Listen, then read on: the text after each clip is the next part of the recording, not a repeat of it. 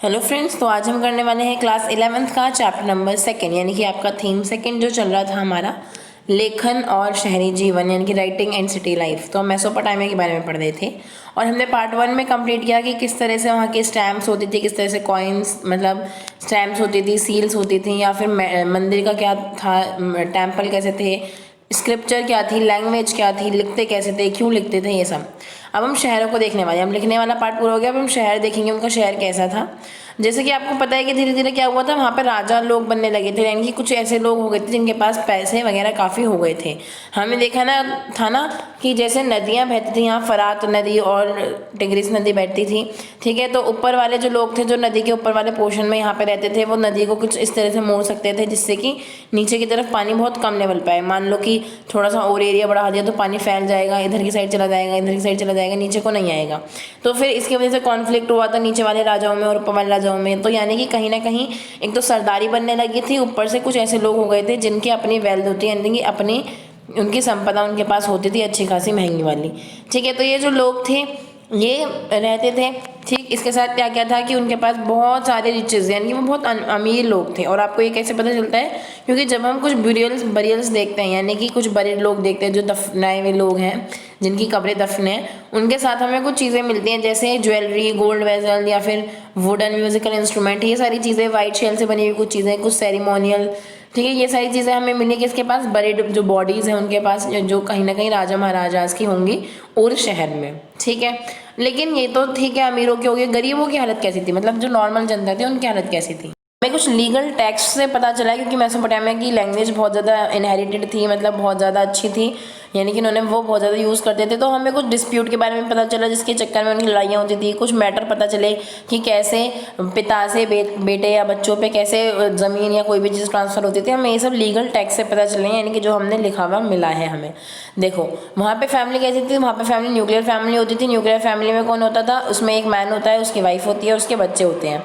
लेकिन ज़्यादातर क्या था कि न्यूक्लियर फैमिली में बच्चे, आदमी और मतलब वाइफ होती है उसकी, लेकिन साथ में उन्होंने दे रखा है कि जब भी किसी बेटे की शादी हो जाती थी तो बेटा तब भी क्या रहता था? अपने पापा के पास ही रहता था, ठीक है। और हेड ऑफ द फैमिली कौन होते थे? फादर ही होते थे, ठीक है। यानी कि जॉइंट फैमिली का सिस्टम नहीं था, बट हाँ पेरेंट्स रह सकते थे और शादी के अलावा बेटा और उसकी फैमिली रहती थी एक साथ। न्यूक्लियर फैमिली होती थी, ठीक है। जो प्रोसीजर था मैरिज का वो कैसा था कि एक डिक्लेरेशन करना था, यानी कि उन्हें एक घोषणा करनी होती थी कि हाँ भाई हम शादी के लिए विलिंग हैं, तैयार हैं। जो ब्राइड के पेरेंट्स हैं, यानी कि जो लड़की के पेरेंट्स हैं, वो अपनी कंसेंट देते थे शादी के लिए कि हाँ भाई शादी करने के लिए हम तैयार हैं। उसके बाद एक गिफ्ट दिया जाता था ग्रूम्स के पीपल से, यानी कि जो लड़के वाले की तरफ से लड़की वालों को कुछ ना कुछ गिफ्ट दिया जाता था। और फिर शादी होती थी, शादी में गिफ्ट एक्सचेंज होते थे दोनों तरफ से, कुछ इधर कुछ उधर, ठीक है। लोग एक साथ खाना खाते थे, मंदिर में ऑफरिंग यानी कि प्रसाद वगैरह चढ़ाते थे, पूजा वगैरह करते थे, ठीक है। और जब मदर इन लॉ अपनी बहू को लेने आते थे, यानी कि जब सास अपनी बहू को लेने आती थी, तब बहू का जितना भी हक था, यानी कि बेटी का जितना भी हक था अपने पिता के यहाँ पे उसे दे दिया जाता था। यानी कि जो भी प्रॉपर्टी वगैरह, जैसे आज का बाद में मतलब एक तरह से समझ लो कि बाद में जैसे हमने दहेज के टर्म से जाना, या फिर आज नॉर्मल जो गिफ्ट लेके चली जाती हैं ब्राइड्स अपने ग्रूम के यहाँ पे, अपने दूल्हे के यहाँ पे, अपने पति के यहाँ पे, ठीक है। तो पापा की तरफ से जितना गिफ्ट मिलना होता है, जो उसे इनहेरिट करना होता है, वो तभी ले जाती है जब उसकी शादी हो जाती है। और बाकी जितनी भी प्रॉपर्टी होती है पापा की, घर वगैरह, जितने भी पशु वगैरह हैं, फील्ड हैं, खेत हैं, वो सब किसके होते थे? बेटे के होते थे। यानी कि बहुत कुछ ऐसा ही जैसे आज की सोसाइटी में या फिर कुछ पहले सोसाइटी में देखने को मिलता था, ऐसे ही वहाँ का था। अगर हम उर्ज जैसी शहरों के बारे में देखें, जो कि कुछ अर्लियर शहर में से गिने जाते हैं, तब उनके जो हाउस हैं उन्हें सिस्टमेटिकली एक्सकवेट किया गया, यानी कि सिस्टमेटिकली 1930s के दौरान पे खोदा गया, देखा गया, ढूंढा गया उनके बारे में, ठीक है। तो क्या पता चला कि वहाँ पे बहुत पतली पतली नैरो विंडिंग स्ट्रीट्स थी। विंडिंग स्ट्रीट्स क्या होती हैं? यानी कि घुमावदार, यानी कि एक तो पतली पतली सी थी, ऊपर से घुमावदार थी, ठीक है। तो ये कहा जाता है कि कोई भी वुडन कार्ट इनके अंदर नहीं जा सकती होगी, यानी कोई लकड़ी की गाड़ी इनके अंदर नहीं जा सकती होगी। तो सामान कैसे जाएगा इसमें? जैसे साइड में तो घर वगैरह है, यहाँ पे घर वगैरह है, तो इस गली में कैसे सामान जाएगा? कहा जाता है कि डंकीज के ऊपर, गधों के ऊपर, ऐसे के ऊपर रख के सामान जाता था अंदर की साइड, ठीक है, तो ये हमें समझ में आ गया। कोई भी स्ट्रीट ड्रेन नहीं थी, यानी कि कोई भी वैसी नाली नहीं थी जो कि गली के अंदर हो या फिर कुछ ऐसा कि गली से पानी बाहर न जा सके। लेकिन अगर हम मोहनजोदाड़ो की बात करें, इसी के टाइम का मोहनजोदाड़ो जो साउथ एशिया में यानी कि हमारा अफगानिस्तान पाकिस्तान वाले इलाके में मिला, जो आप क्लास 12th में पढ़ने वाले हो, उसमें क्या था, उसमें आपको प्रॉपर ड्रेनेज देखने को मिलेगा, प्रॉपर नाली निकास का मतलब साधन देखने को मिलेगा। कहीं पानी नहीं रुकता था, कुछ गंदगी नहीं थी, ऐसा सीन नहीं था, सब कुछ वेल डेवलप था। बट यहाँ की बात कर रहे हैं हम, तो यहाँ पे मोहनजोदाड़ो में से हटके क्या था कि यहाँ पे कोई स्ट्रीट ड्रेन्स नहीं थी, कोई गली में नालियाँ वगैरह नहीं थी, कुछ ऐसा सोर्स नहीं था। जो गलियाँ थी, गलियों के drains and clay pipes were instant found in the inner courtyard, यानी कि घरों के आंगन में मिलते थे क्ले पाइप या फिर ड्रेन सिस्टम, यानी कि नालों वगैरह के सिस्टम घरों के आंगन में होते थे।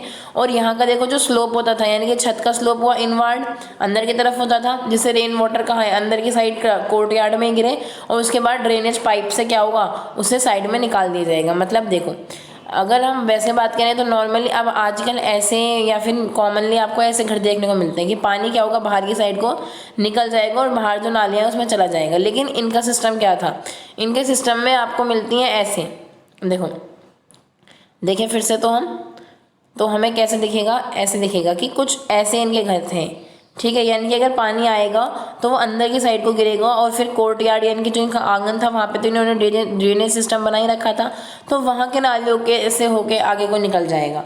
तो ये ऐसा क्यों था, मतलब आउटसाइड की तरफ ऐसे क्यों नहीं बनाया था इन्होंने, क्योंकि अगर ऐसे होता तो इनकी जो सड़कें थी ना वो बहुत ही कच्ची ईंट की बनी हुई थी, कोई अच्छी ईंट नहीं थी इनके पास, कच्ची ईंटों की थी, तो वो तो बिल्कुल ही बह जाती और उसका तो संभाल भी नहीं पाते, कोई ड्रेनेज सिस्टम भी नहीं था, तो यहाँ का कुछ भी सेटलमेंट सही नहीं हो पाता। तो ये वाला सिस्टम नहीं था इनके यहाँ, क्या था, इनवार्ड स्लोप था, जिससे जो पानी हो वो कोर्टयार्ड में इकट्ठा हो जाए, और कोर्टयार्ड में जो इनकी ड्रेनेज सिस्टम है उससे पानी फिर आगे बहा के निकासी का साधन करा जा सके। तो ये वाला सिस्टम हो गया। इसके अलावा क्या बात है, देखो इनकी घुमावदार गलियों को समझ लो। यहाँ पे ये देखो, ये छोटी छोटी सी गलियाँ जो घूमती हैं इधर से उधर, इधर से उधर, ठीक है, ऐसे जो भी है, ठीक। यहाँ पे देखो, तो ये सारी गलियाँ हमने देख ली हैं। अब आगे देखते हैं कैसे था। पीपल जो है वो लगता है कि बाहर ही कूड़ा डाल देते होंगे, ऐसी चीज़ें हैं। देखो क्यों, ऐसी चीज़ें कैसे होती है कि ऐसा लगता है कि जो लोग हैं वो बाहर ही कूड़ा डाल देते हैं, जिसकी वजह से क्या होता है कि लोगों ने अपना घर साफ़ किया, ठीक है, बाहर कूड़ा डाल दिया, तो कूड़ा डालते डालते डालते डालते डालते डालते डालते डालते क्या होगा, डालते डालते एक दिन जो गली का लेवल है इनका वो भी तो बढ़ जाएगा, क्योंकि वहीं डंप हो रही है गली में ही। लाइक कच्ची मिट्टी की है, ईंट नहीं है, पक्की ईंट तो है नहीं, तो कूड़ा क्या होगा, कच्ची मिट्टी में ही मिक्स होता जाएगा, मिक्स होता जाएगा, मिक्स होता जाएगा। तो एक दिन क्या आएगा कि उसका जो लेवल था, जैसे ये घर है और सड़क का लेवल यहीं है, ठीक है, तो कबाड़ा भरते भरते भरते भरते एक दिन क्या होगा, थोड़ा सा ऊंचा हो जाएगा ना, ये इसका लेवल राइज हो जाएगा।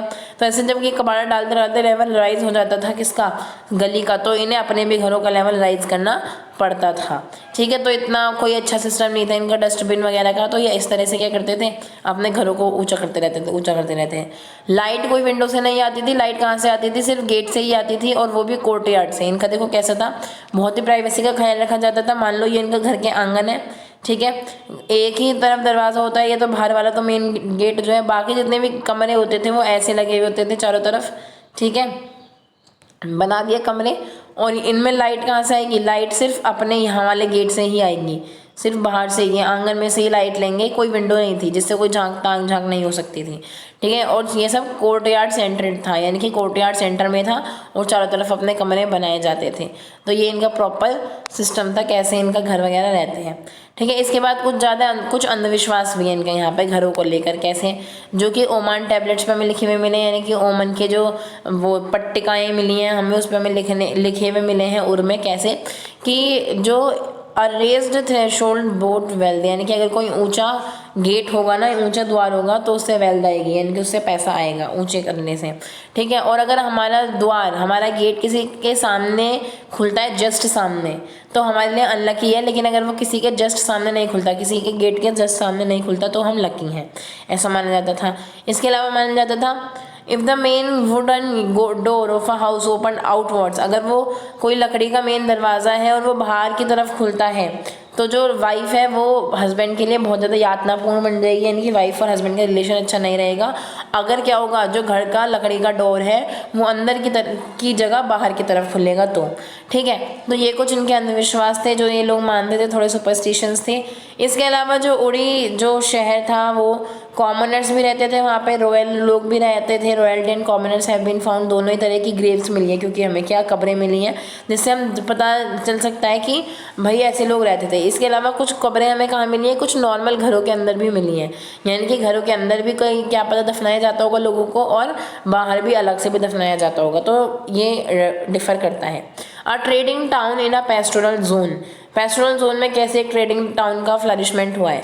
तो 2020 ही की बात है, एक रॉयल कैपिटल मारी जिसको बहुत अच्छे से हमने ऊपर भी देखा था मैप में, मैप 2 में आप देखोगे तो मारी आपको दिखेगा। जो मारी है वो साउदर्न प्लेन पे नहीं है, साउदर्न प्लेन पे तो बेबीलोन है, और ऊपर की तरफ क्या है थोड़ा किसका एरिया है, मारी का एरिया है। जो मारी है वो उसका कोई इतना हाईली प्रोडक्टिव वो नहीं है, क्या नहीं है, साउदर्न प्लेन जो है वो तो हाईली प्रोडक्टिव होते हैं एग्रीकल्चर, लेकिन हर कोई खासकर जो ऊपर वाली धारा में लोग रहते थे उनका कोई इतना एग्रीकल्चर इतना अच्छा नहीं था, ठीक है, इतना वो नहीं था। तो यहाँ पे कैसे व्यापार होता था, यहाँ पे फार्मर्स भी थे, कुछ लोग तो फार्मर्स भी थे, ठीक है, और उसके अलावा कुछ पशुपालक भी थे, पास्टोरलिस्ट्स यानी कि पशुपालक भी थे, ठीक है। तो यहाँ कैसे था, ज़्यादातर जो टेरिटरी थी वो किस पे डिपेंड करते थे, शीप और गोट को पाल के, यानी कि वो भेड़ को और बकरियों को पालते थे और उससे अपना काम करते थे, ठीक है। कैसे करते थे, जो हर्डर्स थे वो एक्सचेंज करते थे क्या, अपने छोटे छोटे जानवर को, चीज़ को, या तो जानवरों को बेच दिया, लाइक मुर्गी के चूज़े बेच दिए, या फिर चीज़, लेदर, ये सारी चीज़ें, ठीक है, मीट वगैरह किसके बदले में, ग्रेन के बदले में और मेटल टूल्स के बदले में ये बेचते थे, ठीक है।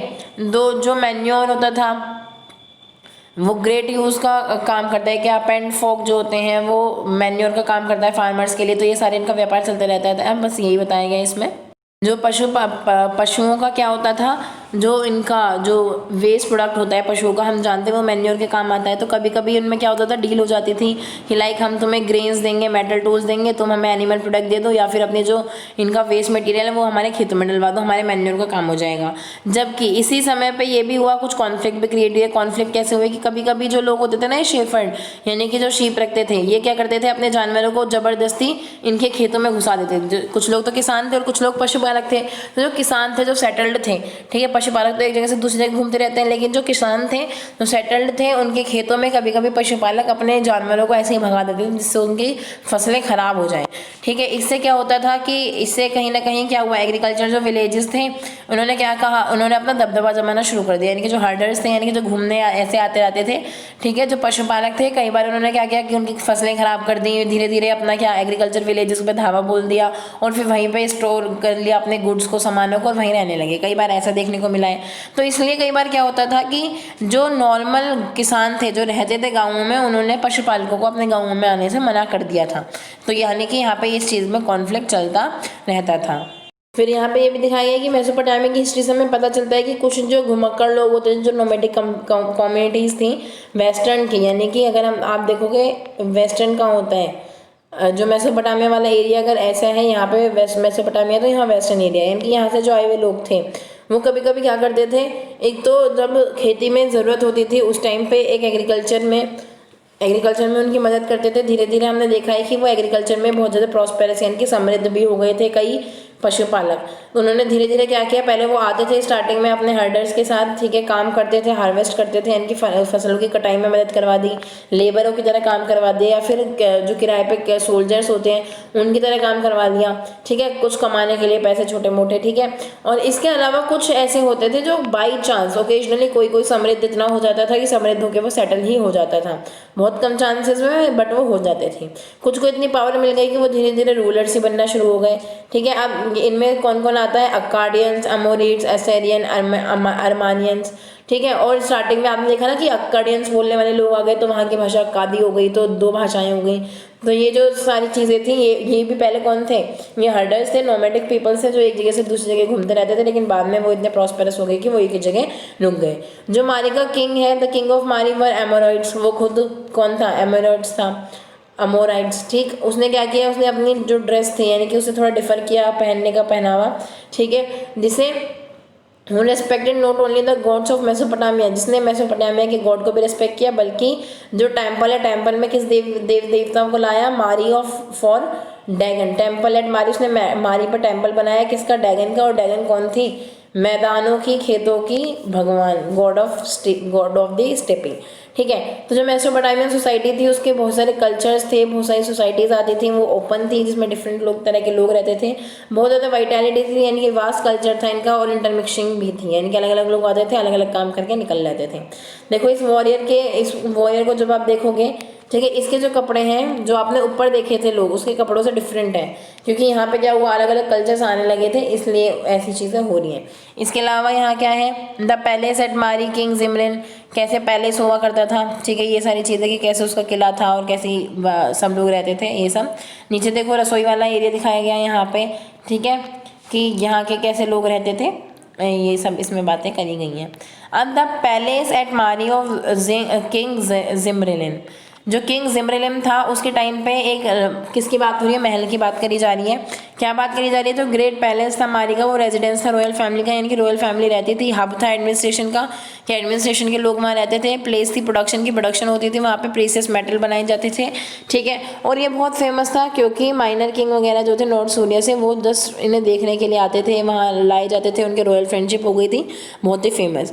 डेली लिस्ट में अगर हम बात करें तो बड़ी क्वान्टिटी में क्या होता था, राजा के सामने खाना पेश किया जाता था, जैसे आटे की चीज़ें, bread, meat, fish, fruit, beer, wine, ये सारी चीज़ें, ठीक है। और इसके अलावा क्या था, ये प्रोबेबली क्या करते थे, राजा अलग अलग लोगों के साथ, अलग अलग बड़े बड़े लोगों की कंपनी में खाना खाता था, कभी मतलब कंपनी में खाना खाना की संगति में, मतलब कभी कोई आया उसके यहाँ, कभी कोई आया ऐसे, ठीक है।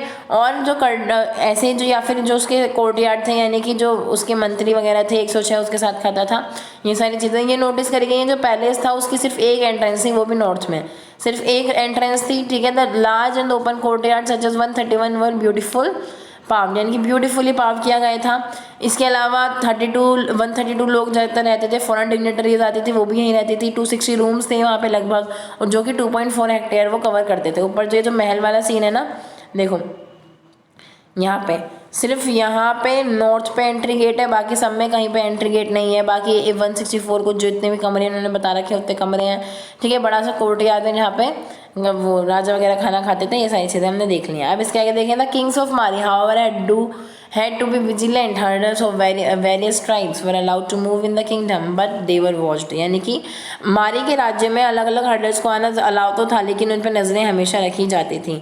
जो कैंप करते थे हर्डर्स लोग, वो ज़्यादातर मोस्ट फ्रिक्वेंटली लेटर्स लिखते थे किंग ऑफिशियल, यानी कि किंग्स और ऑफिशियल के लेटर्स में, ऑफिशियल लेटर्स में बहुत ज़्यादा चर्चा होती थी किनकी, हर्डर्स की, यानी कि वो कहीं ना कहीं बहुत इंपॉर्टेंट रोल प्ले करते थे। एक लेटर में एक ऑफिसर ने क्या लिखा है कि मैंने एक फ्रिक्वेंट फायर जलती हुई देखी है रात को, एक इधर से उधर जा रही है, यानी कि कहीं ना कहीं वो हमारे खिलाफ कुछ ना कुछ प्लान कर रहे हैं, यानी कि ये लोग हमेशा डरे रहते थे, कुछ ना कुछ इनका ऐसा रहता था।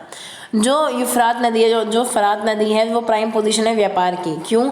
वो किस चीज़ के व्यापार की? वुड की, कॉपर की, टिन की, ऑयल की, वाइन की और काफ़ी सारी चीज़ों की। क्योंकि भाई नदी है तो बोट से क्या हो सकता है, ट्रैवल हो सकता है, तो वो साउथ तक और मिनरल रिच टर्की तक, सीरिया तक, लेबनान तक अच्छे से जा सकती हैं। और मारी क्या है, बहुत ही गुड एग्जाम्पल है किसका, अर्बन सेंटर प्रॉस्पेरिंग का, यानी कि कैसे एक व्यापार का सेंटर बनने से कोई चीज़ समृद्ध हो सकती है, कोई जगह समृद्ध हो सकती है। जो बोट्स थी वो अपने साथ क्या क्या लाती थी, पिसावा पत्थर ले आती थी, लकड़ियाँ, वाइन, ऑयल जार्स, ये सब, जो कि मारी पे आके रुकती थी, ठीक है। मारी मतलब बिल्कुल नदी के पास है ना, तो मारी के पास रुकती। तो यहाँ पे क्या होता था कि जो ऑफिसर्स थे वो जितना भी सामान जाता था उसे इंस्पेक्ट करते थे, यानी कि उसे देखते थे और साथ में अपना टैक्स लेते थे। 10% का जितना भी सामान आ रहा है उसका 10% वो एज अ टैक्स लेते थे। अब नॉर्मल सी बात है, जो समुद्र वगैरह का इलाका है, को क्यों चाहते हैं लोग कि समुद्र के इलाके के आसपास हमारा रूल हो? क्यों? क्योंकि अगर यहाँ से कोई चीज़ गुजरेगी तो हम शिप से क्या लेंगे, टैक्स लेंगे, क्योंकि तुम हमारे इलाके से जा रहे हो। तो मारी क्या थी, नदियों के पास थी, नदी के पास थी, तो यहाँ पे भी 10% का ऐसे टैक्स लिया जाता था, जो कि वो देते थे, ठीक है। इसके अलावा क्या है, मोस्ट इंपॉर्टेंट जो टैबलेट है वो कॉपर में लिखी है, जो कि अलाशिया से मिली है। कहाँ पे? द आइलैंड ऑफ क्रिपस, सिप्रस का जो एक आइलैंड है वहाँ से मिली है, जिसे आप क्या कहते हो, नॉन फॉर इट्स कॉपर, जो कि अपने कॉपर के लिए जानी जाती है। क्योंकि ब्रॉन्ज क्या था, as bronze was the main industrial material, वो बहुत ही मेन इंडस्ट्रियल मटेरियल था, जिससे टूल्स बनाए जाते थे, वेपन्स बनाए जाते थे, उसकी बहुत इंपॉर्टेंस थी। जबकि किंगडम ऑफ मारी में जो मिलिट्री थी वो इतनी स्ट्रांग नहीं थी, और वो शायद ही कभी प्रॉस्पेरस रही हो, समृद्ध रही हो, लेकिन स्टिल ब्रॉन्ज का बहुत ज़्यादा पॉपुलर चीज़ें थी, यानी कि ब्रॉन्ज को बहुत ज़्यादा इंपॉर्टेंस मिलती थी। यहाँ पे देखेंगे तो कैसे मेसोपोटामिया के जो शहर हैं उनका क्या करा गया है, उन पे खुदाई वगैरह हुई है वो दिखाया गया है। तो यहाँ देखो जो मेसोपोटामिया की जो एक्सकेवेटर्स हैं यानी कि जो खोदने वाले हैं उनके पास अब टेक्नोलॉजी बहुत ज़्यादा बढ़ चुकी है पहले से ज़्यादा, ठीक है। वो और अच्छे से पता लगा सकते हैं जितना वो पहले शायद नहीं लगा सकते थे, ठीक है, या नहीं लगा पा रहे थे। इसके अलावा एक बहुत ही छोटा सा टाउन था अबू सलबैक, जिसमें कि तुम्हें 10 हेक्टेयर के आसपास एरिया मिला था। 2500 BCE पहले का एरिया था। फिर यहाँ दे रखा है कि खाने पीने के लोग कैसे थे, क्या क्या खाते थे, घर कैसे थे, उनके घरों को खोदा गया। घरों में आपको अलग अलग चीज़ें मिली, जैसे बहुत तरह की स्पीसीज मिली, प्रजाति मिली प्लांट और एनिमल्स की, उनकी बहुत सारी चीज़ें मिली, लाइक फिशेज़ की बोन पड़ी हुई मिली, कुछ और रिमेनिंग्स मिले, फ्यूल की संसाधन मिले, फ्यूल की चीज़ें मिली, पिग की बोन्स मिली। तो इससे पता चलता है कि वो बहुत ही ज़्यादा चीज़ें का यूज़ करते थे। और ये बहुत ही माइक्रोस्कोपिक स्टडी है, इनकी बहुत ही छोटे से स्टडी का पार्ट है, छोटा छोटा में पढ़ना पड़ता है ये सब पता लगाने के लिए, ठीक है। तो ये एक बहुत बेसिक सा आइडिया है इस बॉक्स में। आगे चलते हैं। अब क्या है cities in Mesopotamian culture. Mesopotamian culture में शहर कैसे हुआ करते थे। तो मेसोपोटामिया जो था वो सिटी की लाइफ को बहुत ज़्यादा इंपॉर्टेंस देते थे और वो लोग क्या करते थे कम्युनिटीज़ और कल्चर को बहुत ज़्यादा इंपॉर्टेंस देते थे।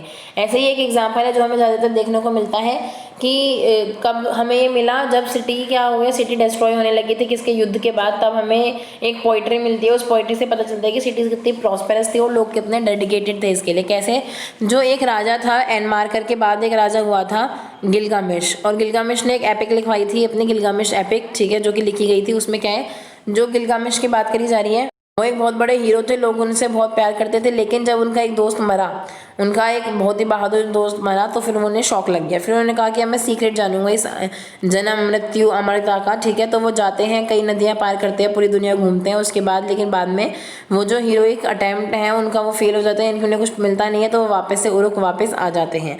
और जब वो उरुक आते हैं तब उन्हें लगता है कि भाई मेरी धरती यही है और मैं यहीं आऊँगा, मैं इसे एडमायर करूँगा, ठीक है, मेरे जो लोग हैं वो यहीं हैं और मैं अपनी जीवन को यहीं दान करता हूँ। उन्होंने कभी ये नहीं कहा कि मेरे बाद मेरा बेटा मेरा नाम अमर करेगा, क्योंकि उनके लिए क्या था, उन्होंने क्या लिया कि हम कॉन्सोलेशन लेंगे। He takes consolation in the city that his people had built, यानी कि उसने जो आश्रय लिया अपने शहर में लिया, उसे कोई लालच नहीं था कि मेरे बाद मेरा बेटा वो बनेगा, यानी कि कभी भी गिलगामेश ने ये नहीं कहा कि मेरे बाद मेरा बेटा अमर करेगा इस चीज़ को, ठीक है। जो भी उसने किया है, जो भी उसके ट्राइब, जो भी एज उसके समूह ने, यानी कि उसने जो गर्व किया है, जो चीज़ें कमाई हैं, कभी उसने ये नहीं कहा कि मेरा बेटा भी ये करेगा। लेकिन हाँ, उसे अपनी धरती माँ से बहुत प्यार था और वो अपनी ज़मीन से बहुत जुड़ा हुआ था, अपने कल्चर से बहुत जुड़ा हुआ था। अब लेगेसी ऑफ राइटिंग, राइटिंग की लेगेसी, राइटिंग ने हमें दिया क्या। अब देखो, जब हम बात करते हैं कि चीज़ें जब ट्रांसमिट होती हैं एक जगह से दूसरी जगह जाती हैं, तो ज़रूरी होता है बहुत सारी चीज़ों के लिए कि वो लिखी हुई हो। साइंस के लिए रिक्वायरमेंट है कि वो लिखी हुई हो, स्कॉलर्स के लिए रिक्वायरमेंट है कि वो जो पढ़ें वो उसे लिखें, उस पर बात करें, ठीक है। कोई भी ट्रेडिशन आया है, कोई भी चेंज आया है, मैथमेटिक्स में कुछ भी आया तो उन्हें चेंज किया जा सके। लगभग देखो 1800 BCE की पहले की, यानी कि बर्थ क्रिस्ट एरा जो था क्रिश्चियंस का, उससे 1800 साल पहले क्या था, एक टैबलेट मिली है जिसके ऊपर मल्टीप्लिकेशन और डिवीजन हो रहा है। क्या, इतना टिपिकल क्वेश्चन है। स्क्वायर रूट दे रखा है, the square of √2 was given as, √2 का स्क्वायर दे रखा है ये, यानी कि इनका सॉल्यूशन है √2 के स्क्वायर का ये, जिसका आंसर है 1.4114219296, जो कि आज के रियल वाले स्क्वायर रूट से कुछ फ्रैक्शंस में ही अंतर है सिर्फ। यानी कि कहीं ना कहीं इन लोगों ने ये सब चीज़ें डेवलप कर ली थी, और वो भी क्योंकि वो लिख के चले गए इसलिए हमें पता चला, और उन्होंने बहुत ही इंपॉर्टेंट चीज़ें करी। इसके अलावा वहाँ के जो स्टूडेंट थे वो कैसे क्वेश्चन सॉल्व करते थे, ऐसे कि a field of area such and such, कोई एक फील्ड है जिसका एरिया इतना इतना है, ठीक है, और उसके ऊपर उसके नीचे पानी भरा है 1 उंगली गहरा, तो तुम बताओ उसका वॉल्यूम कितना होगा, ठीक है। ऐसे क्वेश्चन वो लोग करते थे, लाइक वर्ड प्रॉब्लम जो आपने करी थी पहले, ठीक है, वो ऐसे क्वेश्चन करते थे। इसके बाद जो डिवीजन है साल का, वो 12 महीनों में वो मून और अर्थ के हिसाब से करते थे, उनके घूमने के हिसाब से, जो एक महीने में 4 वीक और एक दिन में 24 घंटे और 1 घंटे में 60 मिनट, ये सारी चीज़ें भी उन्होंने क्या करी थी, जो हम ऐसे ही फॉर ग्रांटेड ले लेते हैं ना कि हाँ भाई ठीक है, तो नॉर्मल सी चीज़ें ही हम जानते हैं, ये कुछ लोगों ने क्या करी, डेवलप करी थी ना, तो ये इन लोगों ने डेवलप करी थी, ठीक है, मेसोपोटामिया के टाइम पे, जो कि बाद में जो अलेक्जेंडर के सक्सेसर थे उन्होंने भी इसे माना। फिर वो धीरे धीरे रोम साम्राज्य में फैला, इटली वाला जो था, इस्लाम में फैला, और फिर यूरोप में फैला, और यूरोप के लोग तो हमारे ऊपर आए थे शासन करने, और अमेरिका में, अफ्रीका में उन्होंने हर जगह शासन किया, तो फिर वो चीज़ वहाँ से फैली, ठीक है। इसके अलावा जो हमारा सूर्य ग्रहण, चंद्र ग्रहण होता है, सोलर एंड ल्यूनर एक्लिप्स होता है, उन्होंने उसे भी नोटिस किया, उन्होंने उसकी अकरेंस को भी लिखा, नोट किया, ठीक है, कि साल के अकॉर्डिंग, महीने के अकॉर्डिंग, दिन के अकॉर्डिंग कि कैसे कैसे चीज़ें होती हैं। उन्होंने क्या क्या ऑब्जर्व किया, उन्होंने तारों की पोजीशन को भी, और जो कॉन्स्टलेशन बनाते हैं नाइट स्काई में जो शेप्स बनती हैं, उन सबको भी ऑब्जर्व करके लिखा है। इनमें से जितने भी मोमेंटस हैं वो जो मेसोपोटामिया की अचीवमेंट तभी बन पाई जब वो लिख पा रहे थे। अगर वो लिखते नहीं तो कभी उनकी वो अचीवमेंट नहीं होती। और वहाँ पे अर्बन इंस्टीट्यूशन ऑफ स्कूल थे, बच्चे पढ़ सकते थे, लिख सकते थे, लिखते थे, ठीक है। और जैसे वर सम बॉयज़ कैसे ट्रेन किए जाते थे, सिर्फ ये नहीं कि आप कॉपी पेस्ट करो, सिर्फ एडमिनिस्ट्रेशन का लिखो, इसलिए भी ट्रेन किए जाते थे कि वो इंटेलेक्चुअल बने, वो विचारक बने, वो और चीज़ें इन्वेंट करें। तो यानी कि एजुकेशन सिस्टम उनका बहुत सही था। और वो फिर कह रहा है कि मेसोपोटामिया में कि इन सब चीज़ों से आप ये मत समझ लेना कि सिर्फ अर्बन लोग ही पॉपुलर थे, या उनका जो प्री ऑक्यूपेशन था जो मेसोपोटामिया सिर्फ अर्बन से ही जाना जाता है।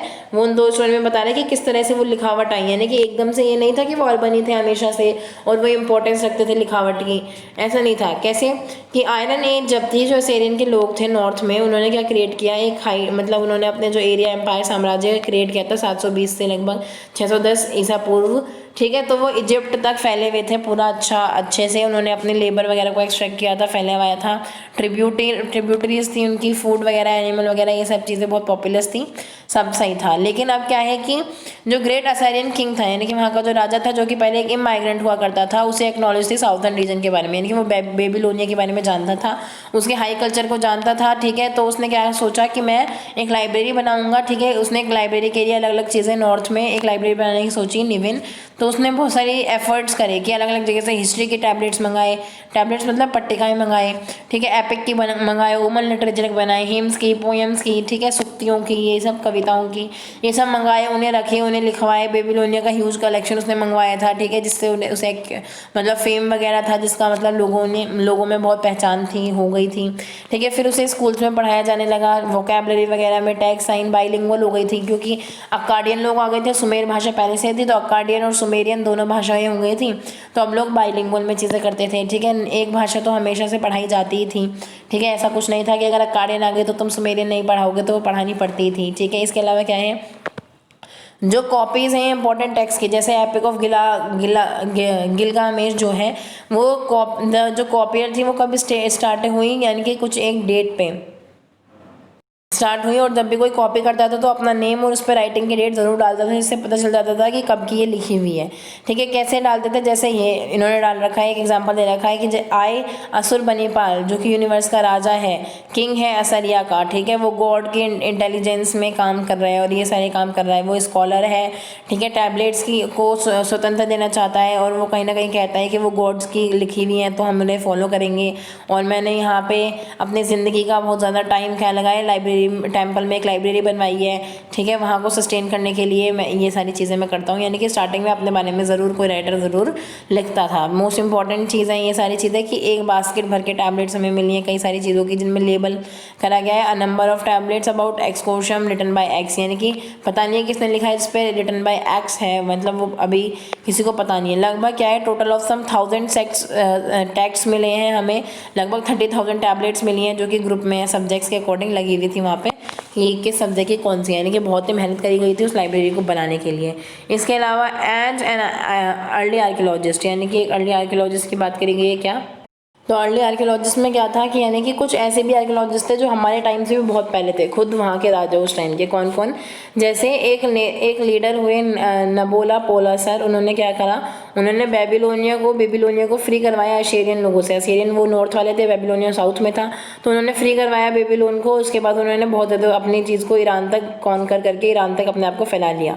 तो बेबीलोन के जो लोग थे 539 से BC से लगभग 331 BC तक अलेक्जेंडर ने उसने कॉन्कर कर लिया था। और बेबीलोनिया की जो प्रीमियर सिटीज़ थी दुनिया की 850 हेक्टेयर्स में फैली हुई, उनकी जो वॉल थी उन्हें ट्रिपल कर दिया गया था, यानी कि बहुत बड़ा महल बन चुका था, टेम्पल बन चुका था, ये सारी चीज़ें हो गई थी। इसके अलावा वो आगे बात कर रहे हैं कि जो कौन थे, नाबोनिडस थे, वो लास्ट रूलर थे इंडिपेंडेंट बेबीलोन के। बेबीलोन के बाद फिर अलेक्जेंडर ने उसे हरा दिया था, ठीक है। तो स्वतंत्र राजा कौन थे, नाबोनिडस थे। उन्होंने क्या करा, उन्होंने he writes that the god of Ur came to him in dream, उसने लिखा है कि मेरे ड्रीम में, मेरे सपने में उर के गॉड आए थे और उन्होंने कहा है कि अब समय आ चुका है कि तुम एक पंडित प्रिस्टेस को, यानी कि प्रिस्ट को नहीं, प्रिस्टेस यानी कि लेडी पंडित को, ठीक है, एक पंडिताइन को एक तरह से नियुक्त कर दो, अब ये समय आ चुका है, ठीक है। जो एंशियंट टाउन था डीप साउथ में, यानी कि बेबीलोन वगैरह, उसका चार्ज तुम उसे दे दो।